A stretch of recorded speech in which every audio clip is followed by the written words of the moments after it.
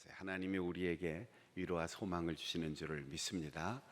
오늘도 이곳에 함께 오지 못했지만 가정에서 또 삶의 현장에서 해외에서 선교지에서 선교사님들과 동역자들 그리고 실시간이 아닌 또 녹화 중계로 함께 예배드릴 우리의 사랑하는 믿음의 가족들 있는 곳에 그 시간에 동일한 하나님의 은혜가 임하시기를 바라면서 오른손 높이 들고 할렐루야로 하나님께 영광 돌리면서 인사하겠습니다. 할렐루야, 할렐루야, 할렐루야, 아멘. 영어로 코로나 블루라고 하는 신조어가 새롭게 사용되고 있습니다. 코로나19라는 말과 우울감을 뜻하는 블루라고 하는 단어의 합성어인데, 코로나19로 인해서 일상에 큰 변화를 경험하고 예상치 못했던 답답한 상황이 닥치면서 생겨난 우울감과 그리고 무기력증을 표현하는 단어입니다. 경기연구원의 최근 연구에 의하면 전 국민 15세 이상 1,500명을 대상으로 조사했는데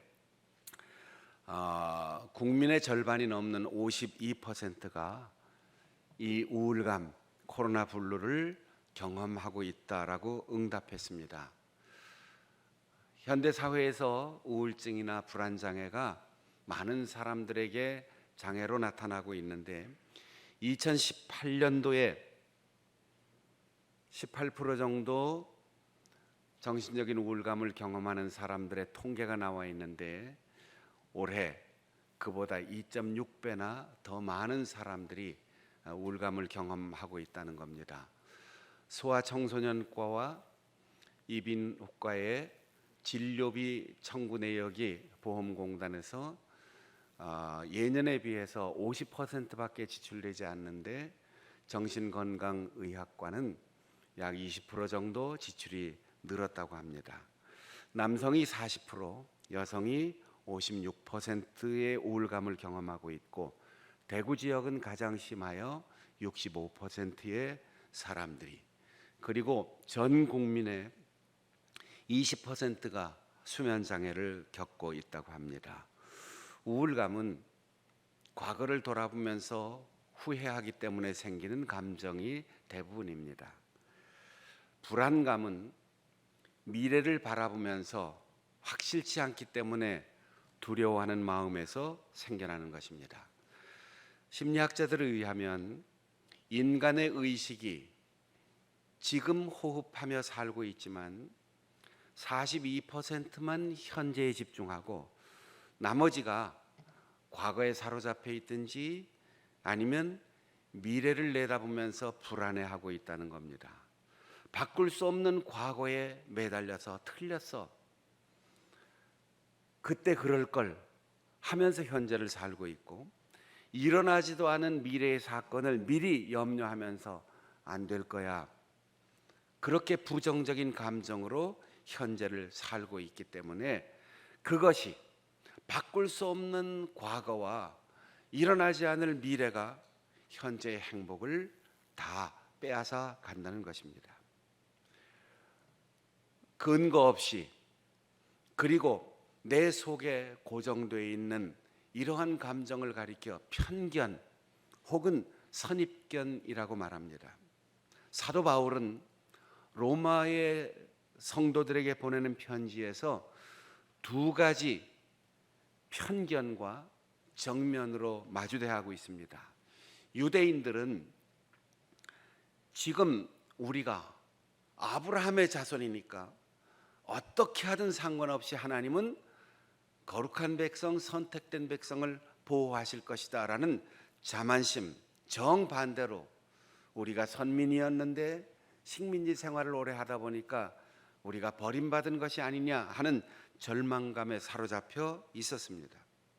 또 편지를 받는 로마에 있는 성도 헬라인들은 우리는 아무리 예수 믿고 구원받아 하나님을 아버지라고 불러도 유대인들에 비하여 서자에 불과하다.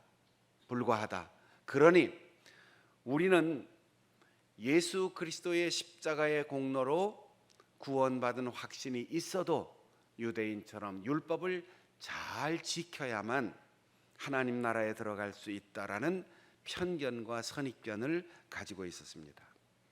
바울 사도는 로마인의 편견이나 아니면 유대인의 편견이든 절망적인 것이든 오만함이든 그 편견과 한마디로 정확하게 마주쳐서 이렇게 말합니다.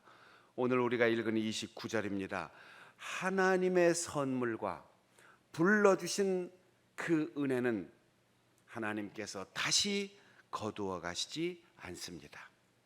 후회라는 단어를 사용해서 우리가 약간 오해할 수 있어요. 하나님도 그때 그럴 걸, 저 사람에게 기대했는데 저 민족을 내가 괜히 뽑았어, 이렇게 후회하시는가 생각할 수 있는데, 이 후회라는 단어는 태도를 바꾸지 않는다는 거예요. 우리가 흔히 사용하는 말로 번역한다면 하나님은 안면을 바꾸지 않습니다. 하나님은 안면 몰수하지 않습니다. 하나님은 어떠한 상황이 있어도 입장 바꾸지 않습니다. 그러니 걱정하지 마세요, 이렇게 말하고 있는 겁니다. 헬라인의 걱정이나 유대인의 걱정, 헬라인의 자존심이나 유대인의 자존심, 그 어떤 것도 편견과 선입견에 불과한 것이고, 하나님은 사람이 어떻게 하든 민족이 어떻게 하든 과거에 어떠했든 미래에 어떤 불안과 두려움을 안고 있든 지금 어떻게 살아가고 있든 하나님께서 약속하신 것은 변하지 않는다, 이걸 분명하게 제시하고 있습니다. 사랑하는 여러분, 답답하고 불안하고 짜증나고 힘든 세월을 우리가 여러 달 보내고 있습니다. 때로는 하나님이 우리를 버리셨는가, 하나님이 우리와 거리가 멀어졌는가, 몸이 약하고 병들고 수입이 줄어들고 그리고 두렵고 불안한 마음이 우리의 가슴을 엄습할 때 내가 저주받았나? 내가 뭔가를 잘못했나? 이렇게 두려워할 수 있어요. 그러나 여러분, 하나님은 어떤 경우든지 우리에 대한 태도를 바꾸시지 않습니다. 우리에게 주신 선물을 걷어가시지 않습니다. 우리가 열심히 노력하고 이긴 대가로 받는 상급, 훈장, 표창장, 이런 거는 취소할 수 있어요. 상품을 받거나 상금을 받았는데도 죄를 지으면 다 몰수할 수 있어요. 직위를 준 것도 아무리 높은 직위에 올라갔어도 실수하고 부정부패에 연루되면 직위 해제할 수 있어요. 목사의 직업도 장로, 권사, 집사, 하나님이 다 취소할 수 있어요. 그러나 하나님이 너는 내 아들이다, 예수님께서 너는 그리스도의 사람이다, 성령께서 우리 속에 내주하셔서 말할 수 없는 탄식으로 기도하시는 그 은혜는, 그 은혜의 선물과 그 신분은 절대로 걷어가지 않는다는 거예요. 자녀들에게 용돈을 주다가 줄일 수도 있습니다. 속상하면 에이, 너는 그냥 호적에서 빼버릴 거야, 이렇게 얘기할 수도 있어요. 그러나 아무리 속상한 일이 있어도, 아무리 속 썩이는 자녀도 박아무개의 아들, 딸을 김아무개로 바꿀 수 없어요. 이 아무개로 바꿀 수가 없어요. 너는 내 아들이다, 이거 취소할 수 없습니다. 하나님은 우리에게 주신 직위와 그리고 세상에서 내가 누린 모든 것, 세상 사람들이 다 뺏어가도 그분이 나를 위하여 보내신 예수 그리스도를 걷어가시지 않고 십자가를 바라보는 이를 구원하신 그 사랑의 품을 웅크리지 않으시고 너는 내 아들이다, 너는 내 자녀다, 너는 내 백성이다 말씀하신 그 음성을 결코 취소하지 않으십니다. 하나님의 은사와 부르심은 결코 취소할 수 없다, 바울 사도는 이렇게 이야기하고 있습니다. 마태복음 15장에 보면 예수님께서 유대 땅 경계선을 넘어 지금의 레바논 지역에 해당하는 두로와 시돈 지역을 걸어가십니다. 그때 가나안 여인, 이방 여인 하나가 예수님께 가까이 오더니 다윗의 자손 예수여, 나를 불쌍히 여겨 주십시오. 내 딸이 흉악한 귀신이 들려서 지금 죽어가고 있습니다. 몹시 고통을 겪고 있습니다. 내 딸을 고쳐 주시옵소서. 예수님께서 싸늘하게 말씀하십니다. 나는 이스라엘 백성들을 위하여 이 땅에 왔다. 이방인들을 위해서 나는 사역할 수 없다. 얼마나 자존심 상했겠어요. 얼마나 마음의 상처를 받았겠어요. 아마 그 여인이 내일 같았으면, 내가 병들었으면 차라리 이 수모를 당하느니 죽고 말지, 이렇게 생각할 수도 있을 거예요. 그런데 딸이 지금 죽어가고 있습니다. 자식의 고통을 보는 어머니는 자존심을 내려놓습니다. 쓰리고 아픈 그 고통도 아랑곳하지 않습니다. 주여, 주여, 나를 도와주옵소서. 예수님이 또 한 번 말씀하십니다. 우리 자식들의 떡을 내 손으로 개에게 먹일 수 없다. 얼마나 냉정한 말씀입니까? 얼마나 고통 위에 고통을 더해주는 말씀입니까? 그런데 이 여인이 옳습니다. 개라고 말해도 좋습니다. 우리 집에 보면 자식들을 위하여 맛있는 빵과 고기와 음식을 다 준비했는데 먹다가 흘러 떨어지면 밥상 밑에 있던 개들이 주워 먹습니다. 이스라엘 백성들을 위하여 주신 그 은혜의 선물, 그거 주시다가 남은 부스러기, 찌꺼기라도 있으면 주십시오. 예수님께서 왜 이렇게 말씀하셨겠습니까? 예수님께서 그 여인에게 회복되지 않을 평생의 상처를 주기 위해서 이 말씀을 하셨겠습니까? 여기까지 들으시고 예수님은 자기를 수행하는 제자들에게 이렇게 말씀하십니다.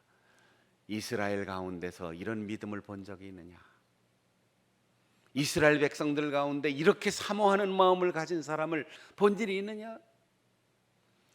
예수님께서는 지금 이 혹독해 보이는 말씀과 표정과 관계를 통해서 우리는 유대인인데, 우리는 선민인데, 이렇게 자부심을 가졌던 유대인, 예수님을 가장 가까이 모시고 있는 제자들을 부끄럽게 하고 참 믿음이 무엇인지, 어떻게 하면 하나님의 사랑을 확인할 수 있는지를 이야기해 주고 있습니다. 그 여인은 유대인들처럼 율법을 잘 알지 못합니다. 유대인들처럼 절기를 잘 지키지 못했습니다. 율법대로 살지 못했습니다. 하나님 앞에 유대인들보다 더 정결하게 살지 못했습니다. 그러나 그녀에게는 단 한 가지 믿음이 있습니다. 예수 그리스도께서 온 세상의 주인이심을, 하나님께서 그 아들을 보내주신 사랑과 자비의 아버지이심을 믿었습니다. 사랑하는 여러분, 어떤 환경 속에서도 어떠한 일과 어떠한 난관을 만나도, 누구와 마주대해서 무슨 말을 들었다 할지라도 사람을 보고 환경을 보고 지금 형편을 보지 말고 예수 그리스도의 십자가를 바라보십시오.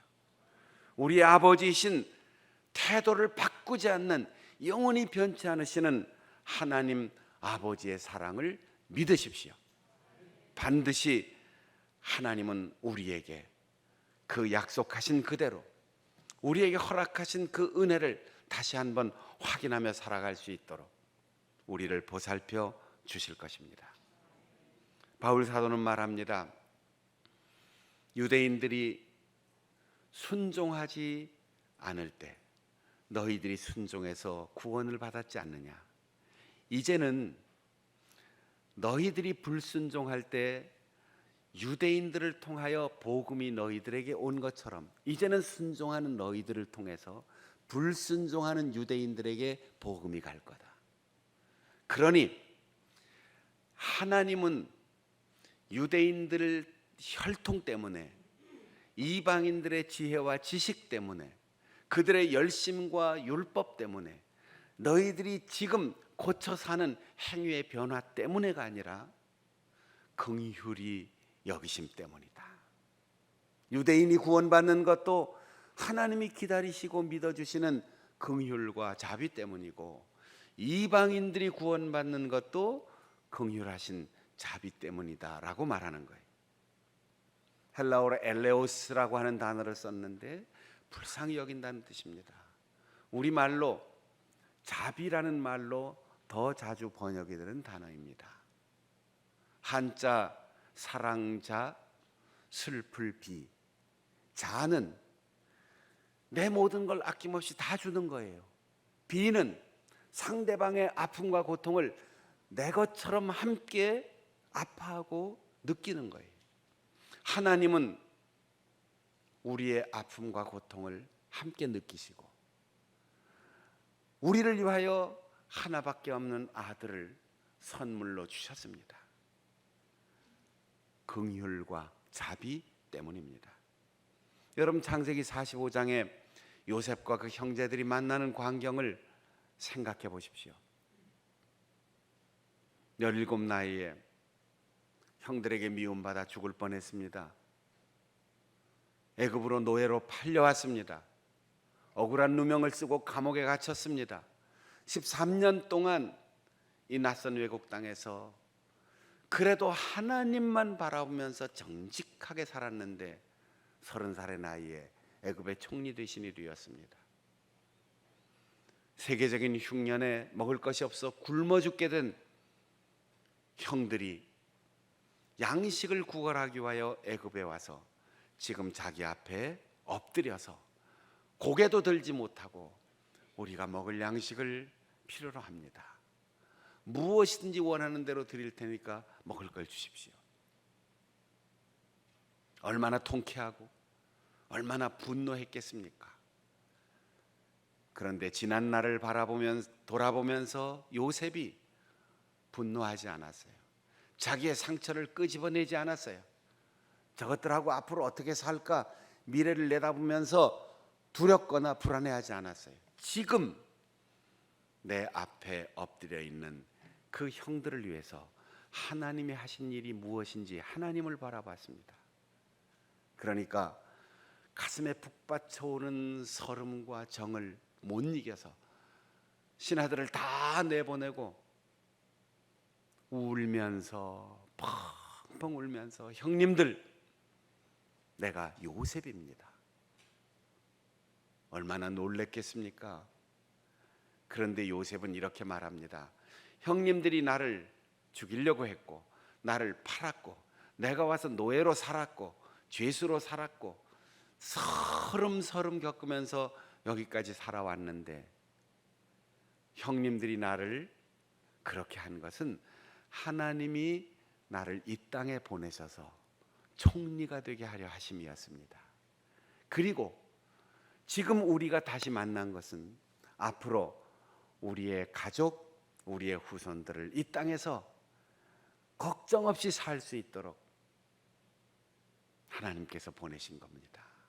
여러분, 이게 공부해서 되겠습니까? 이게 인격을 도야하고 참선하고 수도해서 이게 될 일입니까? 그는 하나님이 그 고난을 통하여 자기를 긍휼히 여기셔서 그 낯선 외국 땅에서 살게 하시고 총리가 되게 하신 것, 이것이 하나님의 은혜의 선물이라는 사실을 깨달았습니다.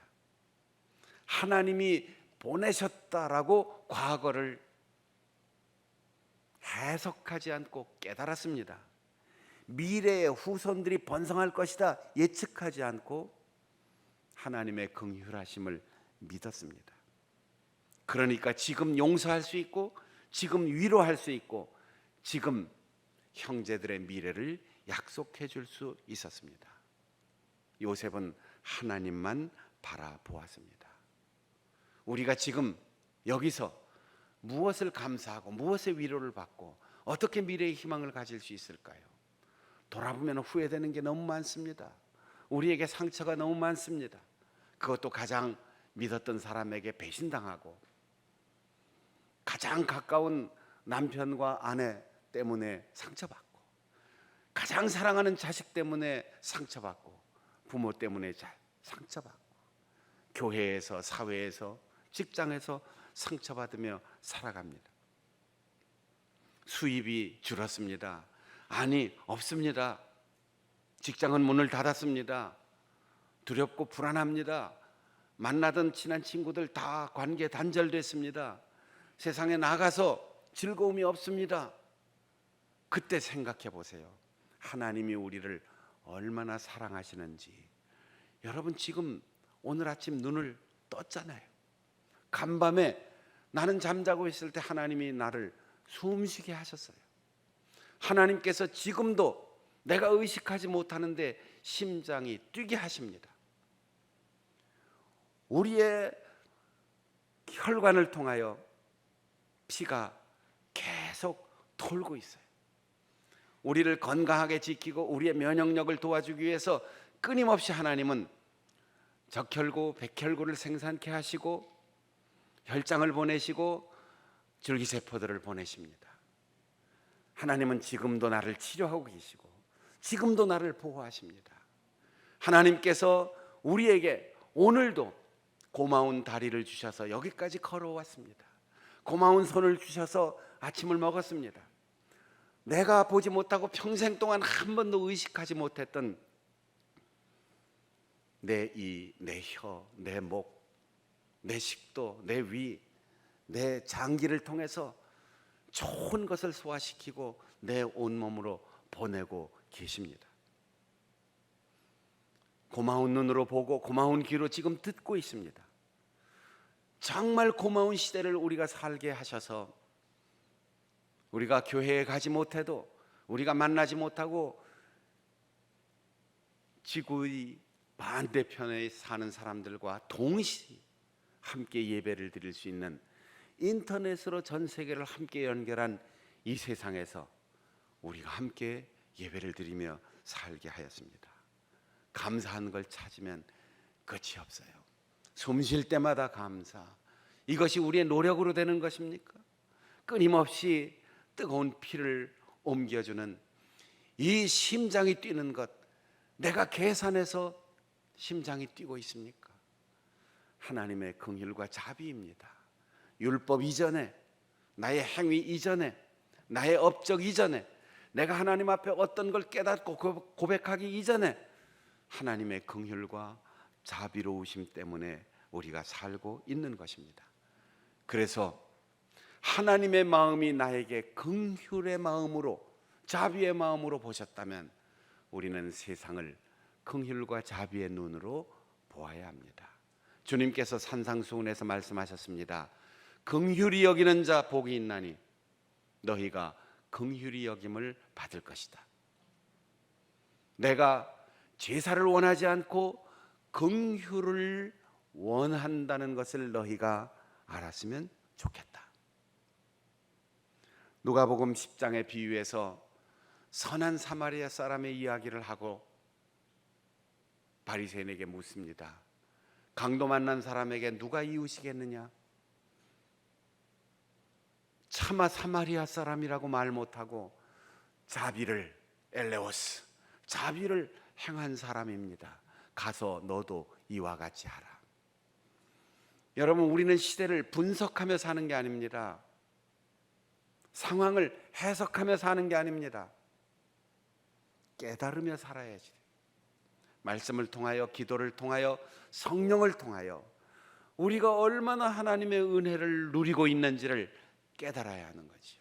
요셉처럼, 예수님의 제자들처럼, 그리고 가나안 여인처럼 하나님만 바라보고 그분의 긍휼과 자비를 믿으며 살아가는 사람, 그 사람이 하나님의 자녀이며 그 사람이 예수 그리스도의 제자입니다. 우리가 분석하고 우리가 해석하려면 얼마나 못마땅한 게 많아요. 영상으로 예배에 참여하는 분들이 이렇게 박순영 목사 얼굴 보면서 이왕 생긴 거 장동건처럼 생겼으면 얼마나 좋을까, 이렇게 생각하면서 영상을 볼 수도 있잖아요. 목소리만 듣는 분들, 아유, 차인태 아나운서나 변웅정 씨 같은 목소리로 설교를 하면 얼마나 좋을까. 체육대회 할 때 같으면 아유, 안정환처럼 축구 잘하는 목사님이 목회하면 얼마나 좋을까. 찬송 부를 때 답답하잖아요. 임영웅 같은 목소리로 노래 부르는 목사님이 사회를 보면 얼마나 좋을까. 별별 생각 다 할 거잖아요. 하나님이 우리를 보시면 어떻겠습니까? 그런데 하나님은 우리를 긍휼의 눈으로 보십니다. 여러분, 세상의 모든 사람과 모든 상황을 하나님의 눈으로 긍휼의 마음을 가지고 볼 수 있기를 바랍니다. 그러면 지난 날을 돌아보고 후회하지 않습니다. 미래를 바라보면서 두려워하지 않습니다. 지금 하나님께서 주신 은혜가 너무너무 감사해서 지금 행복하게 됩니다. 하나님만 바라보면 사람 보고 속상했고 상황 보고 두려워하고 불안하던 것 지금 평안하게 됩니다. 분석 좋아하던 사람 기분 나빠, 해석 좋아하던 사람 자기 멋대로 해석하다가 깨닫고 나면 우리가 얼마나 하나님의 크신 은혜 속에 살아가는가. 그래서 우리 자신의 마음이 건강하면 영혼이 평안하고 우리의 몸이 건강하고 우리의 삶이 평화로워질 수 있는 것입니다. 주의 귀한 성도 여러분, 어느 때보다 답답하고 불안하고 속상할 수 있는 이 시대를 사는 동안 여러분 개인의 경험이나 개인의 분석 해석으로 불안해하지 말고 두려워하지 말고 편견에 사로잡히지 말고 하나님의 긍휼한 마음을 소유하고 하나님의 긍휼하심을 믿고 평안과 행복을 누리며 살아갈 수 있는 우리 모든 성도들이 되시기를 바랍니다. 기도하겠습니다. 우리 목소리 높여 기도하십시오.